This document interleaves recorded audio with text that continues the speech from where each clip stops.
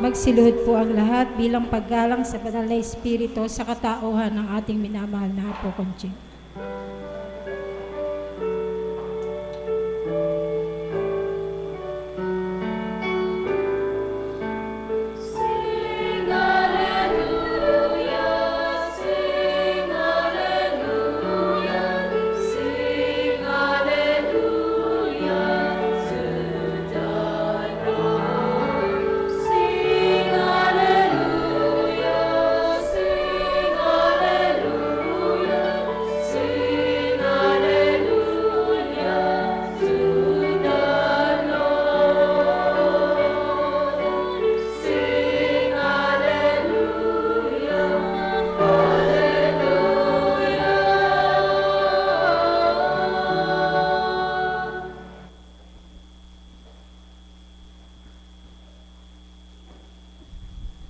Sumainyo ang kapayapaan,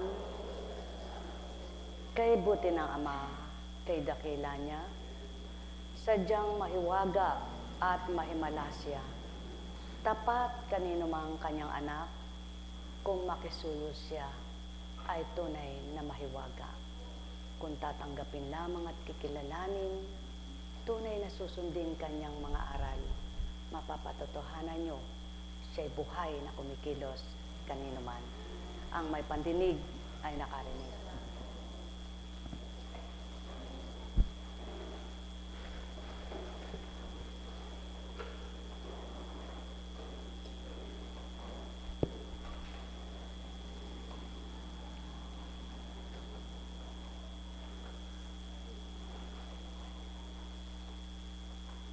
Kung papaano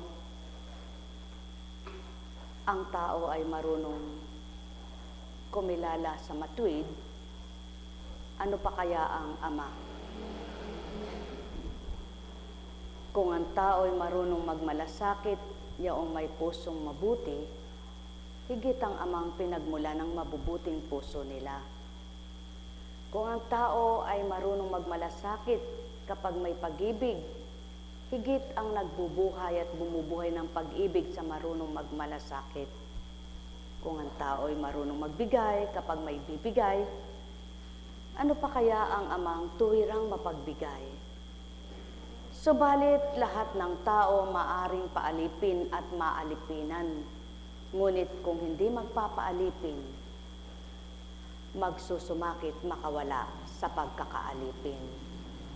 Ngunit hindi man kaloob at kagustuhan ng tao na siya'y maalipin, kung kaloobang maganap ito'y maalipin, upang may patotoo at mapatotohanan ng Ama na may paglaya rin, lahat ng kikilala at makakakilala sa Kanya, mapapalaya niya rin. Ang may pandinig ay nakarinig. Mula kay Lucas. Minsan, pinalayas ni Jesus ang isang demonyong sanhi ng pagkakapipi ng isang lalaki. At ito'y nakapagsalita na mula noon, nang gilalas ang mga tao. Ngunit may ilan sa kanila ang nagsabi, si Beelzebul na prinsipe ng mga demonyo ang nagbigay sa kanya ng kapangyarihan upang magpalayas ng mga demonyo. May iba namang nais siyang subukin, kaya't nagsabi, magpakita ka ng kababalaghang magpapakilala na ang Diyos ang suma sa iyo.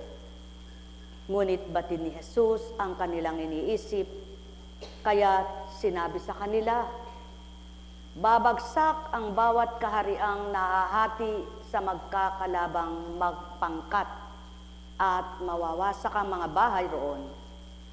Kung maghimagsik si Satanas laban sa kanyang sarili, paano mananatili ang kanyang kaharian?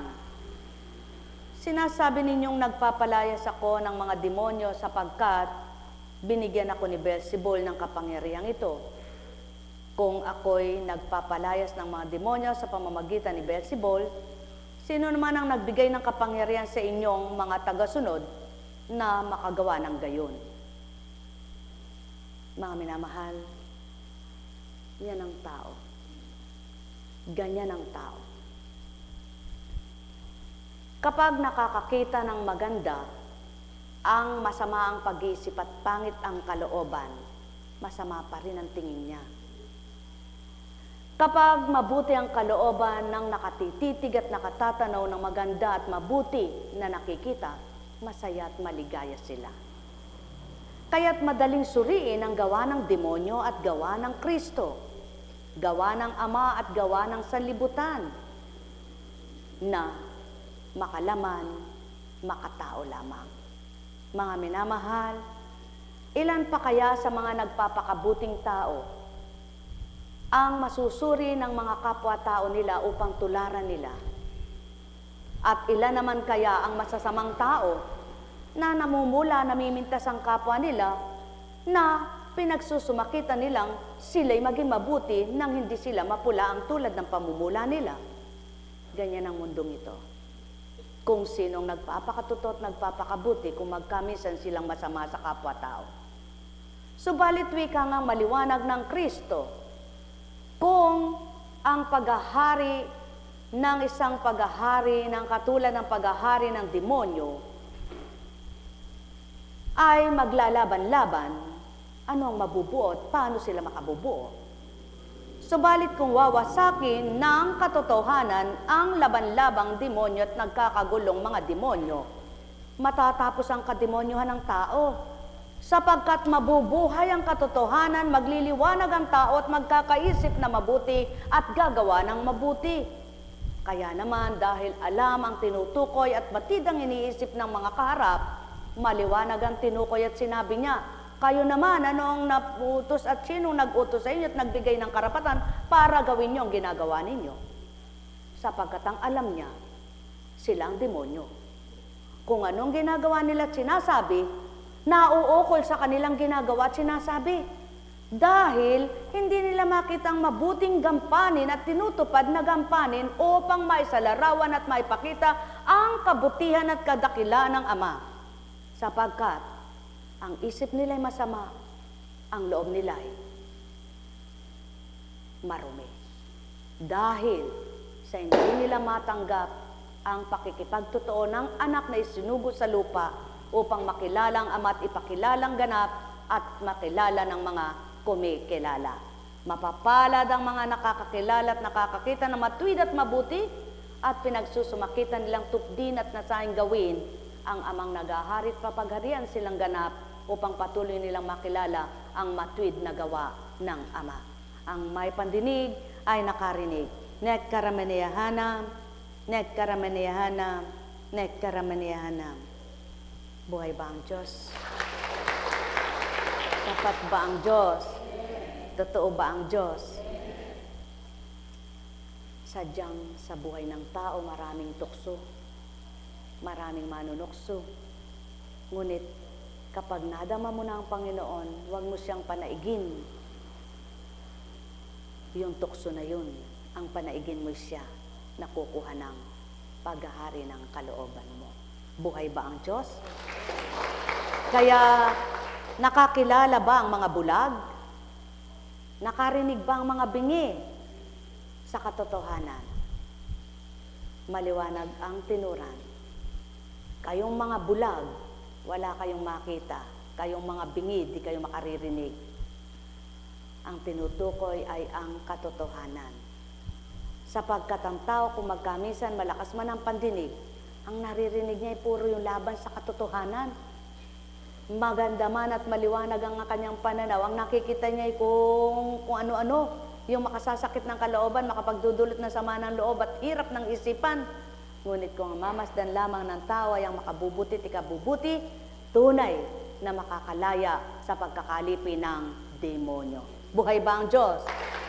Buhay ba ang Diyos? Tapat ba ang Diyos? Kay buti ng Ama, kay dakila niya. Mapalad ka sa edad mong iyan, nakadama ka, nakakilala ka.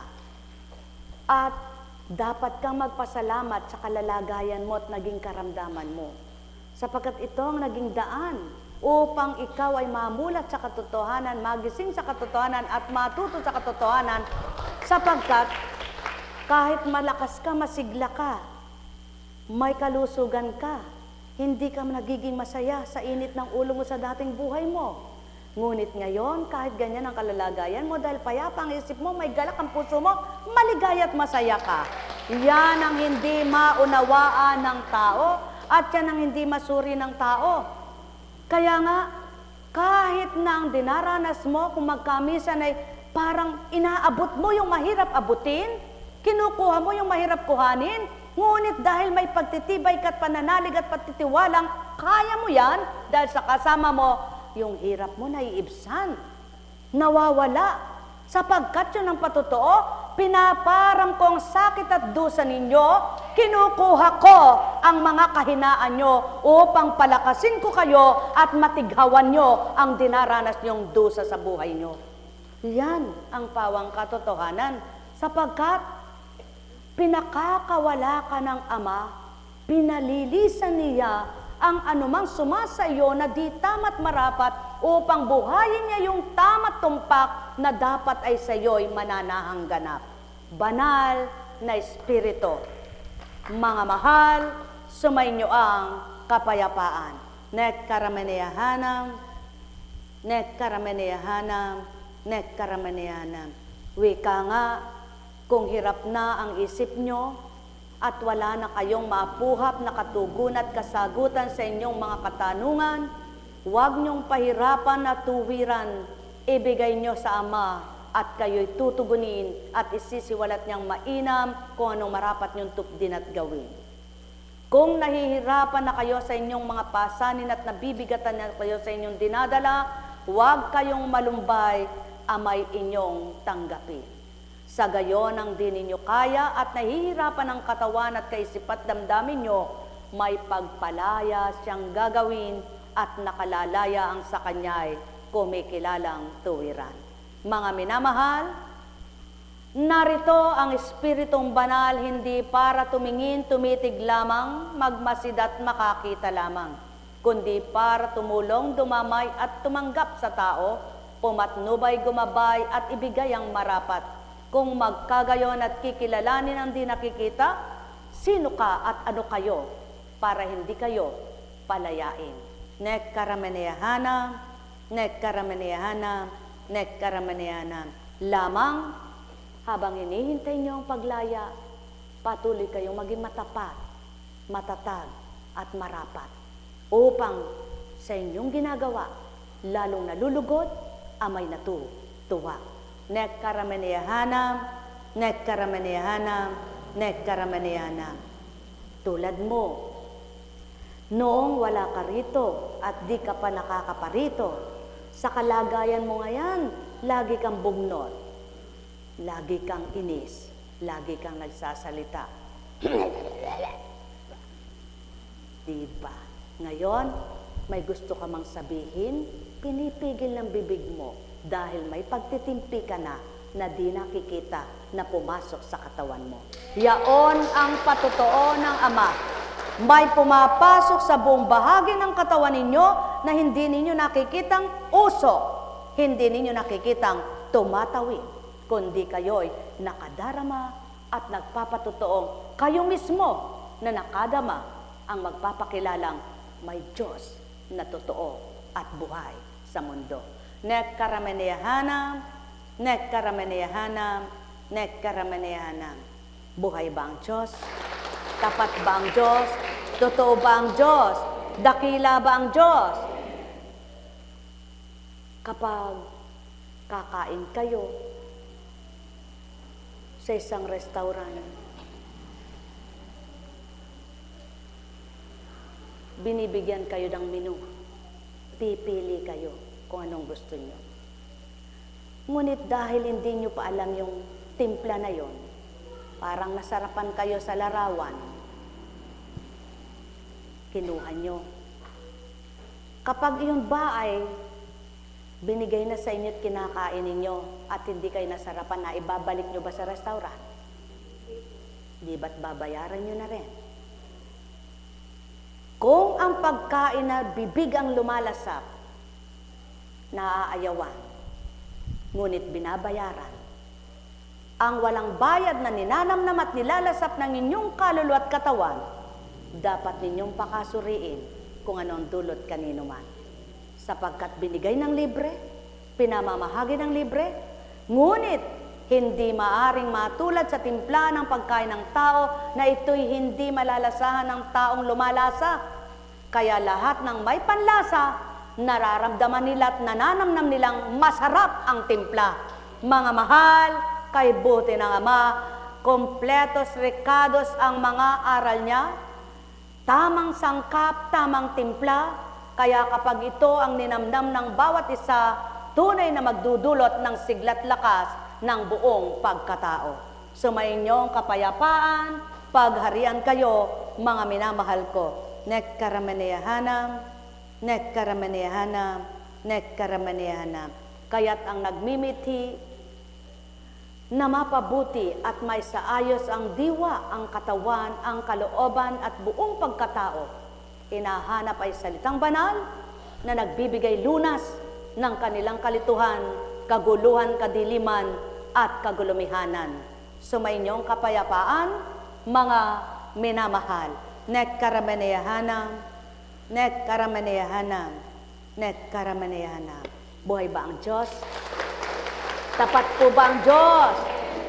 Lagi niyong tatandaan, nagpapasigla, nagpapalakas sa buhay ng tao ay di ang gamot, bitamina, pagkain, kundi ang kapangyarihan ng Ama. Maghari nawa sa inyo at manguna sa inyong pagkatao. Banal na espiritu, hindi masamang espiritu na dulot ni Beelzebul na bahagi ng demonyo. Lagi niyong tatandaan, sa buhay ng tao maraming tukso, ngunit ayaw ng Ama ang ikay natutokso at nanunukso. Ang gusto niya, mapasa kanya ka. Pagharian kayo, mga minamahal ko.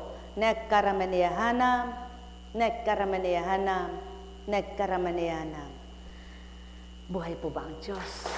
Tapat po ba ang Diyos? Totoo ba ang Diyos? Lumilipas ang oras, mabilis ang oras, kapag ikay may ginagawa, pag ikay may gagawin, hindi mo namamalayan. Subalit kapag ikaw ay nakahiga at walang ginagawa, wala ka nang tiningnan, kundi ang orasan, inip na inip ka. Bakit kaya ang tao? Karami namang dapat gawin. Bakit naiinip sa oras? Bakit hindi gumawa? Buhay ba ang Diyos? Kung minsan magnilay kayo, wag lang minsan dalasan nyo na. Halimbawa, tinatamad ka, malakas ang katawan mo. Yung dapat mong gawin ngayon, sabihin mo bukas pa. Isipin mo, tingnan mo yung mga may sakit na nakaratay na di nakakagawa. Sila gusto nilang gumawa, hindi sila makagawa. Ikaw gusto mo pa bukas-bukas pa, kaya mo namang gawin ngayon dahil tamad ka lang. Walang pinagkaiba sa nais ng tao. Tsaka na eka ako magbabago. Marami pa akong gustong marating, marami pa akong gustong makuha, marami pa akong gustong gawin. Pag naman eka sumunod ka sa Diyos, maraming bawal Parang siya ang nagtatalaga ng buhay nila. Para sila ang may hawak ng buhay nila. Paano? Kung dumating ang takdang gusto mo nang magbago, wala nang panahon, wala nang oras. Kaya, napakasarap ang nagdudumalit, nagmamadali sa pagbabagong buhay. At kapag nakamit mo na to, at pinagsikapan mong makamit ito, ikaw rin mismo magsasabi, masarap pala na magbago. Mga minamahal, tandaan ninyo, sa tahanan nyo mang bulok, pag nabago ito't gumanda, masaya kayo.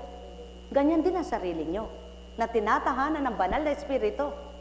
Kapag ito'y tinahanan na at nabago na kayo, kayo rin mismo masisiyahan at matutuwa, hindi lang matang maaaliw sa inyo.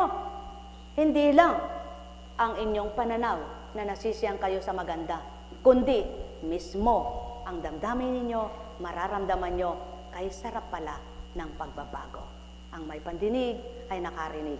Kapag napalitan yung silya mong uuga-uga, at napalitan ito ng maganda, narang matibay, masaya ka. Ikaw na napalitan ang uugang mesa, uuga-ugang mesa. Kung iyang mesa na yan Mesa lang siyang ginagamit mo. Nang tumatag ay masaya ka. Lalo na ang pananalig at pananampalataya mo. Kung matatag na't matibay ang pundasyon mo, lalong liligaya ka. Buhay bang Ama? Sapagkat doon mapapatotohanan kung ano ang pundasyon ng Ama sa'yo, kung anong ginawa sa'yo, at kung anong binigay sa'yo. Sapagkat kung di mo susubukan, anong kakamtin mo? Kung di mo gagawin, paano mo makikilala at makikita ang pangako at salita niya? Kaya't sa inyong lahat, sumainyo ang kapayapaan. Nekkaramaniyahanam, nekkaramaniyahanam, nekkaramaniyahanam. Buhay ba ang Diyos? Tapat ba ang Diyos? O, ngayong naririto kayo araw-araw, may nawawala ba sa inyo? Nalulugi ba kayo sa inyong panggasolina? Nawawalan ba? Kinukulang ba? Kumbaga, ibase ninyo, nang kayo'y pumaparito at ilang araw na kayong pumaparito, may nasayang ba? Kung papaano ang buhay nyo ngayon at buhay nyo nung hindi kayo pumaparito, sa ginagastos nyong parito kayo ng parito, may nawawala ba?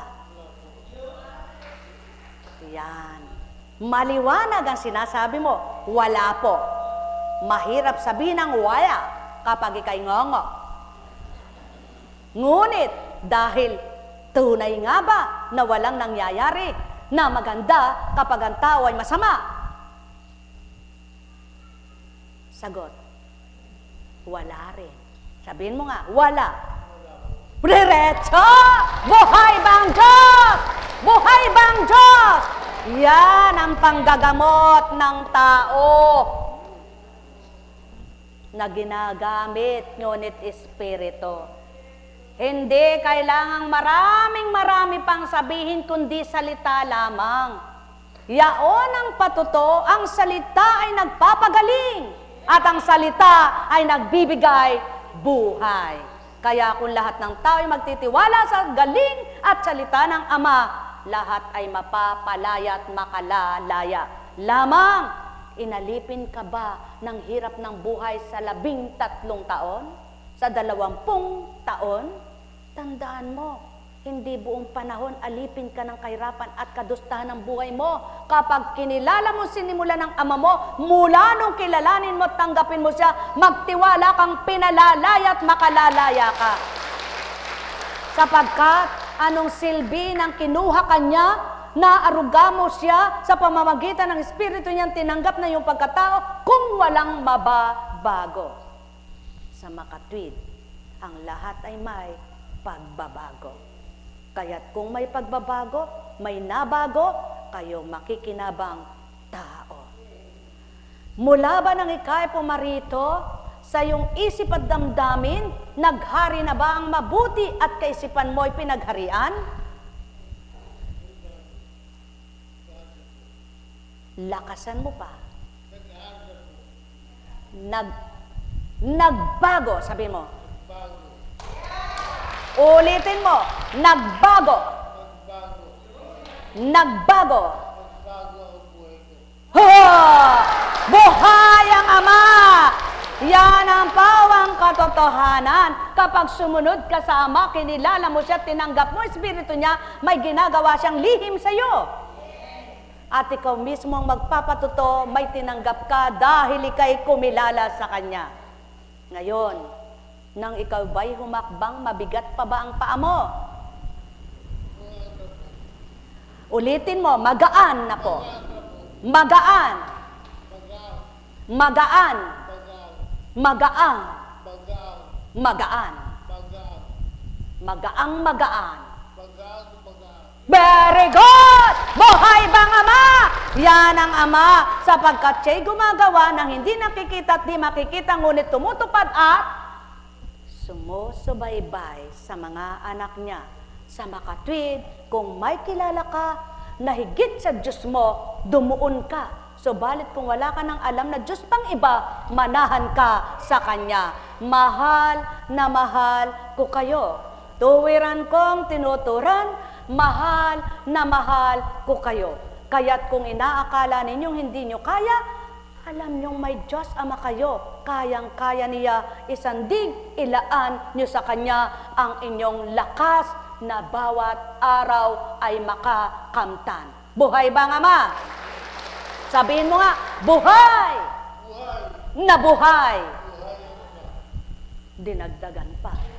Kaya yan ang pawang katotohanan, mga minamahal, ang ugat sinong bumubuhay. Ang ugat sinong nag-aalis ng bara. Ang ugat sino ang nagpapadaloy ng dugo at tubig. Hindi tao ang bumubuhay ng patay at nakabubuhay ng gustong buhayin. Sa makatwid, bakit kayo mangangamba? Bakit kayo mangungulila? Bakit kayo mag-aalala? Bakit kayo magtatanong? Kung dumaratal ito sa inyo bilang pagkatao, apuhapin sa isip niyo ang katagunan. Katagunan, katanungan at katugunan.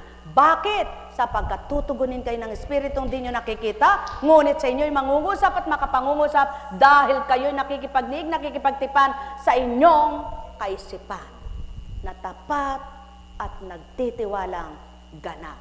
Buhay ba ang Ama? Sa madaling salita, ikaw ba ay pumarito bukal sa puso mo? Ba, mabilis. Para ka bang kinakasal sa oras na ito't nakikipagnigat, nakikipagtipan ka sa iyong tipanan?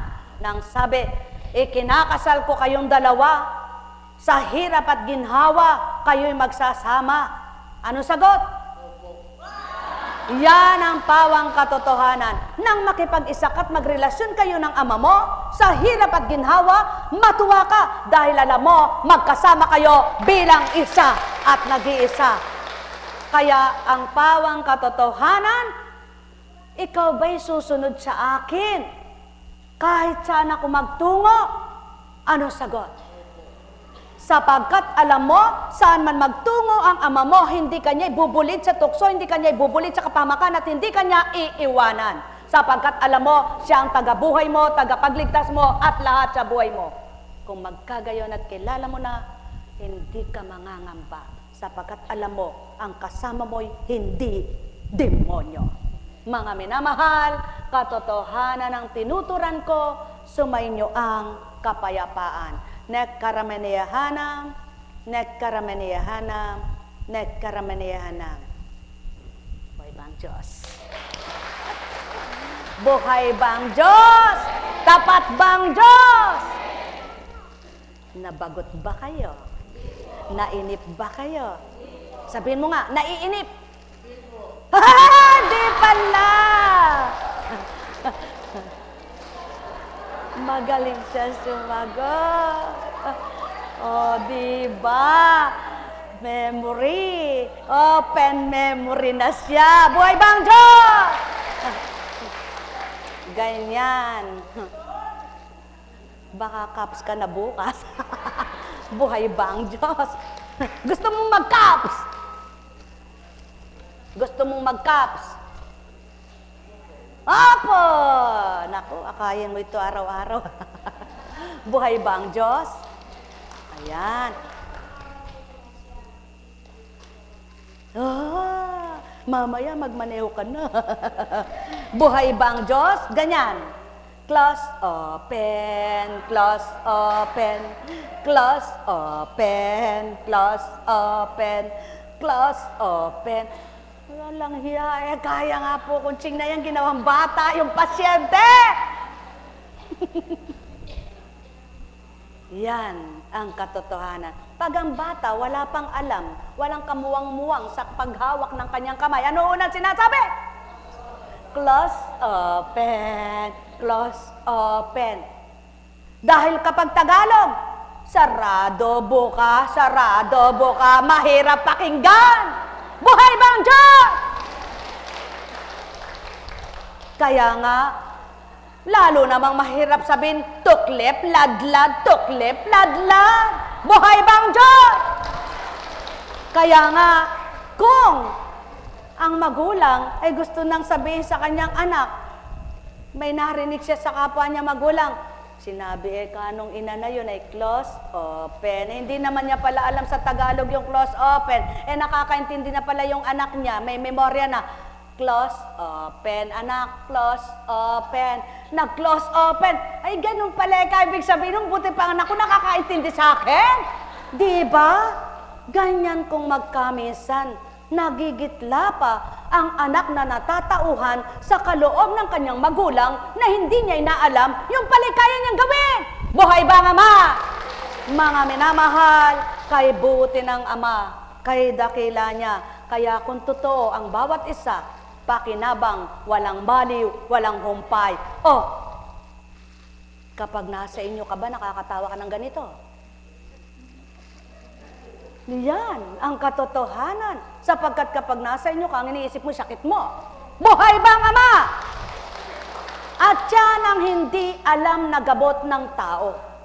Ang gamot na't pinakamahalaga ang kaaliwan, paglilibang at kasiyahan, kagalakan ng puso ng tao. Sapagkat kung masaya ka, nalilibang ka, nawawala ang sakit mo.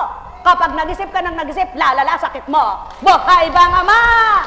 Buhay ba ang Ama? Kaya, pagka nag-isip kayo ng nag-isip, ang iniisip nyo'y sakit. Mananahan ang sakit. Di mawawala ang sakit. Pag inisip nyo'y wala, at wala kayo niisip, wala kayo sakit. Alam kong may magagawa ang Ama. Alam kong may magagawa ang Ama. Pagka winika niya, manalik ka na. Bawat araw ako sa inyo naghihintay. Alam kong di ringgin kayo ng Ama. Alam kong di ringgin kayo ng Ama. Happy birthday. Pagka winika niya, manalik ka na. Bawat araw ako sa inyo may nakalaan. Mayroong magandang mangyayari sa inyo, aking mga minamahal. Mayroong magandang mangyayari sa inyo, manalig umangkin tanggapin. Alam kong may magagawa ang Ama. Alam kong may magagawa ang Ama. Baka tama ng mata nyo. Sige, baba, baba, baba. Pagka winika niya, manalig ka na. Bawat araw ako sa inyo may nakalaan. Mayroong magandang mangyayari sa inyo, aking mga minamahal. Mayroong magandang mangyayari sa inyo, manalig umangkin tanggapin. Alam kong may ang Ama. Alam kong may, yung mga babae, wag niyang tulak. Magagawa ang Ama. Pagka winika niya, manalik ka na. Bawat araw ako sa inyo may nakalaan. Lagi niyong tatandaan ang awiting yan. Bawat araw may nakalaan. Kung di ka ba pinaglalaanan ng Ama at kung di ka ba niya nakikita at nakikilala, mayroon ka pa kayang hininga? Meron ka pa kayang pandama? Lagi mong tatandaan, hirap man ang buhay mo, may nakalaan siya sa iyo at bantay ka niya sapagkat ikaw mismo walang buhay kung wala siya. Kaya lahat ng araw mo, ilagak mo sa kanya. Pagpalain kayo. May tanong baga kayo? Wala kayong itatanong. May bukas pa. Di po ba may bukas pa, no? Mababait po kayo, no? May bait po kayo talaga. May bukas pa. Lagi niyong tatandaan, kahit sino po ang tumitindig dito sa harapan, kung ninanamnam niyo lamang ang kanilang mga pahayag at mga sinasabi, hindi po sila gumagawa ng istorya para kayo'y akitin o kayo'y patawanin lamang o galitin. Kung hindi niyo naunawaan, kung hindi kayo nakadama. At kung nararamdaman naman ninyo at nakakatuwa, hindi para tumawa lang kayo, kundi para makita nyo kung paano ang dapat sundin at dapat kilalanin na Diyos na nagbibigay maliw. Buhay ba ang Diyos? At lagi nyo tatandaan, kahit saan kayo magtungo, kahit anong ginagawa nyo, kahit anong iniisip nyo, kahit ano ang nangyayari sa inyo, alam ng Diyos ito. Kaya sa inyong lahat, sa pangalan ng Diyos Ama, Diyos Anak, Diyos Espiritu Santo, humayo kayong taglay ang liwanag sa buhay nyo, kapayapaan ang kaisipan ay magharing ganap ito upang ang pangunawa ay huwag mawalay sa inyo. Maramdaman ninyo kung gaano kayo kahalaga at mahal ng Ama upang matutunan ninyong siya'y damhin sa tuwina at mapatotohanang kayo'y anak niya. Sa makatwid, mga minamahal ko, kung laging sa isip at damdamin ay nasa puso ninyo, nasa isip niyo'y Ama, kayo kaya'y malalayo pa sa Kanya. Pagpalain kayo. Ibang bait niyo po. Mabait po kayo, no? Mababait po kayo, no? Bukas na lang kayo bendisyonan, ano po? Ngayon po, nabendisyonan na kayo ng Ama, Anak at Espiritu Santo. Nasa Biblia po, binabasbasan kita sa pangalan ng Diyos Ama, Diyos Anak, Diyos Espiritu Santo. Sino ang bumasbas po ba? Ang Diyos po ba bumaba? O ginamit yung tao na nangusap ng sa pangalan ng Diyos Ama, Diyos Anak, Diyos Espiritu Santo, ang tumanggap na kinabang, ang nakinabang natuwa. Totoo po ba yan? Kung tunay niyong naunawaan at nakakadama kayo sa larangan ng kabanalan at katotohanan ng Ama, lagi kayong makakatawa kahit walang pera. At mamaya bukas, may pera na. Mas paano po, patnubayan kayo, pasensya na po, mayroon pa po akong gagawin.